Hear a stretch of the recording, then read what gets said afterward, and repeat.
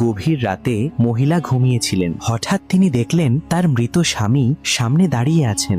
ভয়ে মহিলার শরীর কেঁপে উঠল। স্বামী কাপা কণ্ঠে বললেন, বেগম, দয়া করে আমাকে বাঁচাও, কবরে আমার খুব কষ্ট হচ্ছে। মহিলাটি আতঙ্কিত হয়ে বললেন, আপনি তো 5 ওয়াক্ত নামাজ পড়তেন, দিন রাত ইবাদত করতেন, তবুও কেন এমন হচ্ছে? স্বামী দীর্ঘশ্বাস ফেলে বললেন, সব ঠিকই ছিল, কিন্তু একটা ছোট ভুল হয়ে গেছে। মহিলাটি উদ্বিগ্ন হয়ে জিজ্ঞেস করলেন, কি ভুল? স্বামী বললেন, মৃত্যুর আগে আমি প্রতিবেশীর কাছ থেকে 500 টাকা ধার নিয়েছিলাম, বলেছিলাম কয়েকদিনের মধ্যেই ফেরত দেব, কিন্তু মৃত্যুর আগে আমি সেই টাকা ফেরত দিতে ভুলে গেছি। এই 500 টাকার জন্য আমি প্রতিদিন কবরে কষ্ট পাচ্ছি। এই কথা বলেই স্বামী হঠাৎ অদৃশ্য হয়ে গেলেন। পরদিন সকালে মহিলাটি টাকা নিয়ে সোজা প্রতিবেশীর বাড়িতে গেলেন। দরজায় দাঁড়িয়ে বললেন, আমার স্বামী আপনার কাছ থেকে যে টাকা ধার নিয়েছিল, এই নিন সেই টাকা। মহিলাটি বাড়ি ফিরে এলেন। কিছুক্ষণ পর আবার সেই মৃত স্বামী এলেন। এবার তার